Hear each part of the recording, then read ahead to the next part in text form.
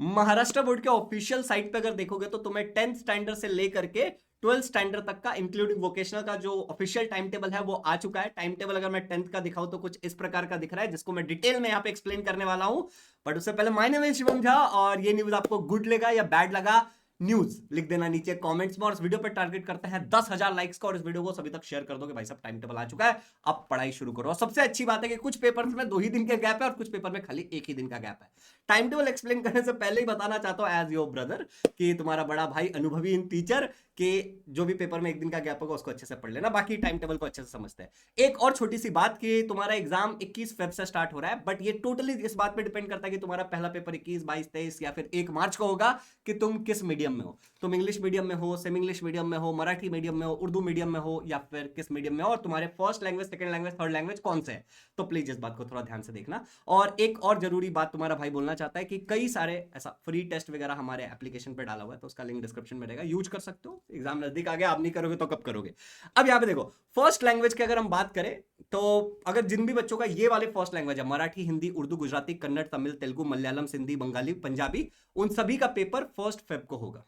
ठीक है ना, सॉरी 21 फेब को होगा। ओके, 11 से 2 बजे के बीच में। और अगर तुम्हारा सेकेंड या थर्ड लैंग्वेज जर्मन या फ्रेंच है तो 3 से 6 के बीच में तुम्हारा पेपर होगा। ये तुम लैंग्वेज अपने हिसाब से जो भी होगा अपने टीचर से बात कर सकते हो अपने मीडियम के हिसाब से।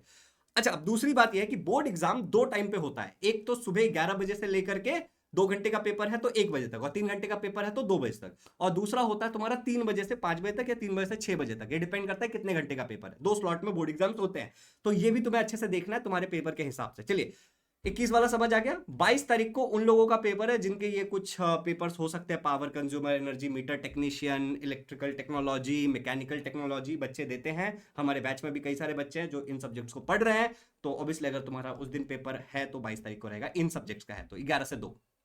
ठीक है, 3 घंटे का। उसका देखो 23 तारीख को तुम्हारी ऑलमोस्ट छुट्टी है। ओके, शनिवार के बाद ऑब्वियसली रविवार आ रहा है तो।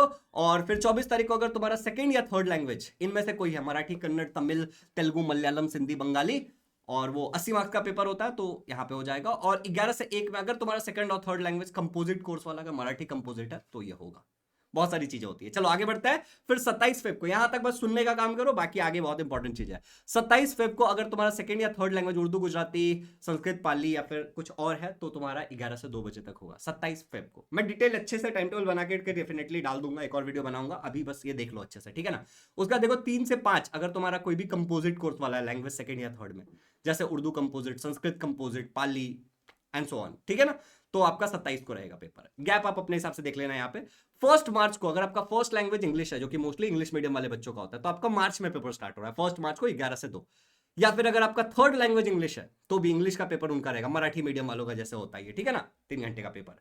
उसके बाद देखो यहाँ पे 2 तारीख को फिर तुम्हारी छुट्टी है, संडे है ऑब्वियसली। ओके, 3 तारीख को तुम्हारा सेकंड या फिर थर्ड लैंग्वेज अगर हिंदी है, हिंदी कंपोजिट या हिंदी इंटायर, दोनों ही केस में तुम्हारा ये पेपर होगा। तो मोस्टली बच्चों का पेपर अगर मैं मानूं तो मार्च से थोड़ा स्टार्ट हो रहा है, बाकी ऊपर वाला तो अपने हिसाब से देख लेना कि तुम किस मीडियम में हो। ओके, उसका देखो फिर 2 तारीख का हो गया तुम्हारा, 3 तारीख का हो गया, 2 को तो छुट्टी है, फिर 4 को छुट्टी है, 5 तारीख को तुम्हारा अलजेब्रा का पेपर है, मतलब एक ही दिन तुम्हें मिलेगा अलजेब्रा के पेपर के लिए। और अर्थमेटिक का पेपर होगा वो लोगों के लिए जो दिव्यांग कैंडिडेट्स है, ठीक है।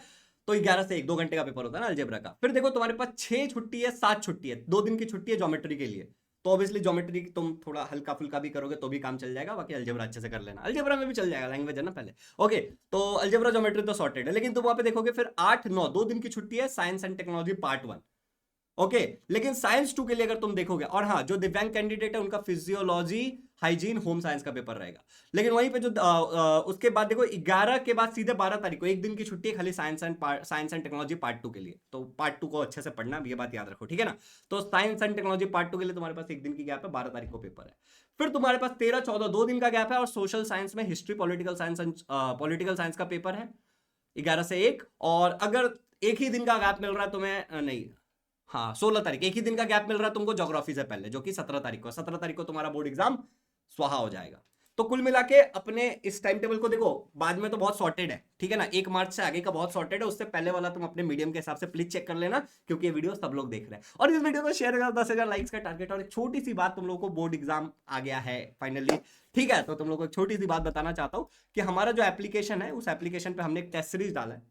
ठीक है। वो टेस्ट सीरीज केवल 499 का, बट उस पर भी एक कूपन कोड लगा दिया तुम्हारे लिए। जब तुम यहाँ पे जाओगे बेसिकली लॉगिन वगैरह करने का था, और कूपन कोड डालोगे easy10। सो यहाँ पे तुम देख लो, ये कूपन कोड मैं डाल रहा हूँ यहाँ पे EASY10 easy10। तो ये कूपन कोड डालते ही प्राइस घट जाएगा तुम्हारा, ठीक है ना, 449 हो जाएगा 499 से। और फिर तुम इसको सिंपली बाय कर सकते हो। इसमें आपका science, math, social science, English सब कुछ डाला हुआ है। एप्लीकेशन डाउनलोड करके ये जो है उसको चेकआउट कर सकते हो कि कितने सारे टेस्ट है इसमें, सब्जेक्टिव ऑब्जेक्टिव दोनों है हमारी एप्लीकेशन पे। और इसके अलावा बहुत सारे फ्री भी चीजें हैं, तो ऑब्वियसली तुम एप्लीकेशन पे जाके बहुत सारी चीजें प्रैक्टिस कर सकते हो, ठीक है। तो links are in the description. बाकी हमारे नवंबर में कई सारे बैचेस भी स्टार्ट हुए हैं, जिनका सिलेबस हम फेब तक कंप्लीट कर देंगे आपके बोर्ड एग्जाम से पहले।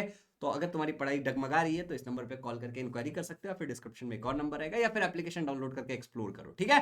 Thank you so much, have a good day, happy, और क्या बोलता है, happy learning and all the very best for your board का एग्जाम।